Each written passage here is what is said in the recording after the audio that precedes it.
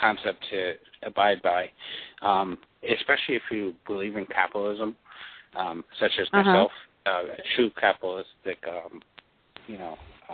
society, where we actually let businesses fail if they. Oh, that would be good. Succeed. Yeah, but then there's the monopolies. Right, and then yes, you do have those, but also, look at GM.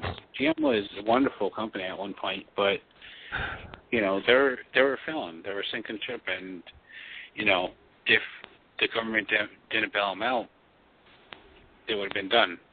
So I mean, sometimes you have to let businesses fail, and then maybe rebuild itself to become better. And I think, I think that happened with General Motors. What happened with GM is that once the government came in and took them over, they came in with a management team, and they came in with their little briefcases, and they called all the senior vice presidents in, and they handed them their pink slips. They fired everybody. All of them went. And the reason is the crap they were turning out for cars, it was garbage. Nobody wanted to buy those cars. And frankly, I don't know if you've been to an auto show recently, but GM's turning out some pretty nice vehicles now. So, and Ford didn't go broke, but Ford lost a lot of old-timers, and Ford vehicles are very well-made cars. And, sometimes you're right. Sometimes it takes a little shock, and you take the old guard and you fire them and get new blood in there and say, let's think different here. Let's try to do things in a different way. It worked for Apple Computer. It worked for Xerox. It worked for Ford. It worked for General Motors. Maybe that's what's going to happen with these network companies. Maybe this will force a reorganization that will bring in new blood, younger people that are more hip to what's going on in the real world. Well, I think that's a good perspective. I had a comment earlier, and now I completely forgot it. That happens. I'm sorry. That happens. No, that's okay. It happens. Well, I don't know how much longer you want to stay on, but I do want to do a show on plutonium, on harvesting them, for people to realize that it's not radioactive, certain types. Well, it's radioactive, but that plutonium is a very interesting plutonium-238, and space exploration are tied together in a very close way for any missions that go beyond Mars. And it is it's tragic right now because we have almost no plutonium left. And without it, we will never go anywhere in the solar system and in space again. And this matters because we need to be at the top of the game. If this segregation of the internet happens and we continue to fall in math scores, English scores, we're falling farther and farther behind. We should be more like Finland or Singapore where they're more focused, and they have a plan and they follow it. And that's the reason why I wanted to mention the plutonium-238. Because there's a lot of people in Congress that are ignorant. There's no other word for it. Just they live in the 1950s, full of fear, suspicion, and little activity. They're afraid to make a move. I think they'll come around. It's been very slow. And what's really interesting? This recently, the French have a huge number of nuclear power plants. And a lot of this plutonium can actually be made in some of those types of reactors. The whole issue is that once we stopped making atomic bombs, we didn't have that isotope of plutonium around anymore. That was a byproduct of making bombs. Well, we don't make bombs anymore. We've got lots of bombs.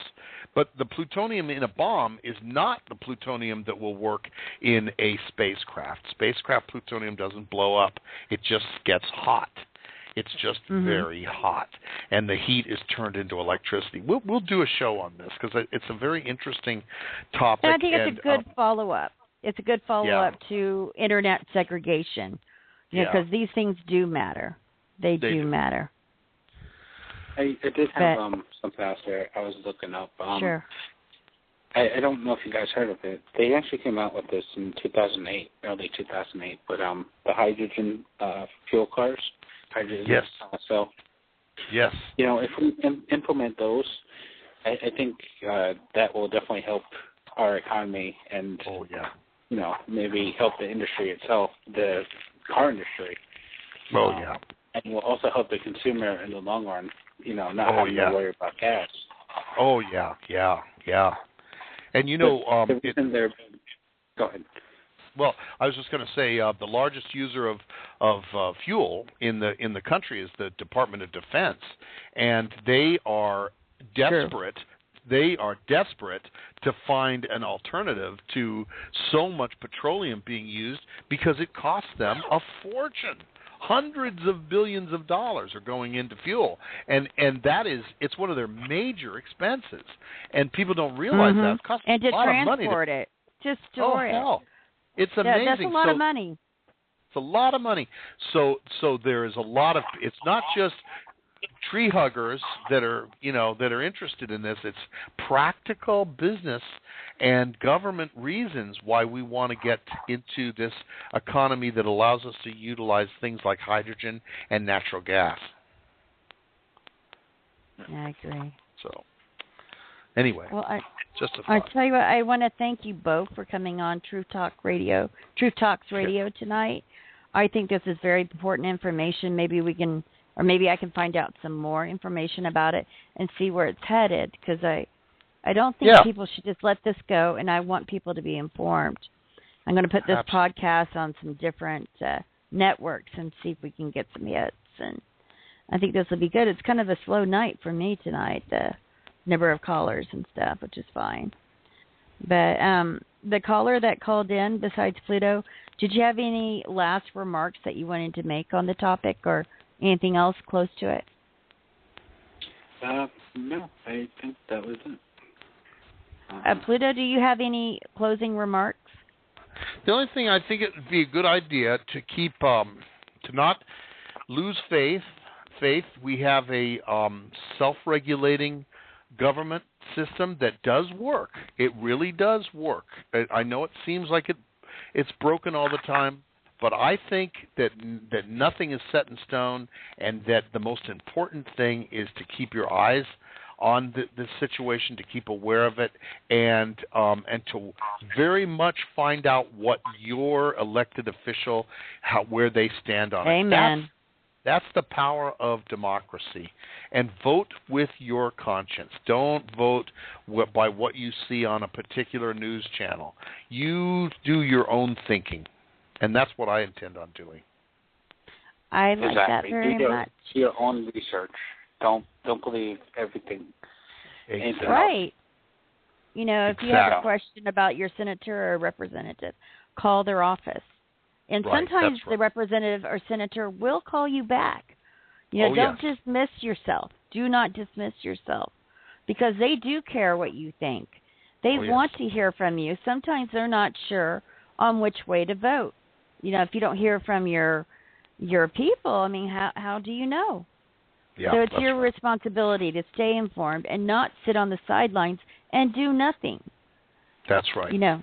If you want a better society, make a choice to be involved. As always on Truth Talks Radio, every voice has value. If you call in, your voice has value, even if I disagree with you. So I encourage people to call in and to have a conversation, because that's where action ensues from. We have a conversation, and then we act upon it. So, once again, I want to thank the both of you to call in. Bill Wagner was unable to be here tonight, so perhaps he'll be on here another night. But I think this worked out really well. I'm well pleased. Okay. And I think it's a good discussion. So I thank everyone, and I'm going to close it out. And I will see you tomorrow night. Okay. Thanks for having me. You're welcome. Bye-bye. Okay. Bye. And call in tomorrow night, where your voice has value, on Truth Talk Radio. Thank you and good night.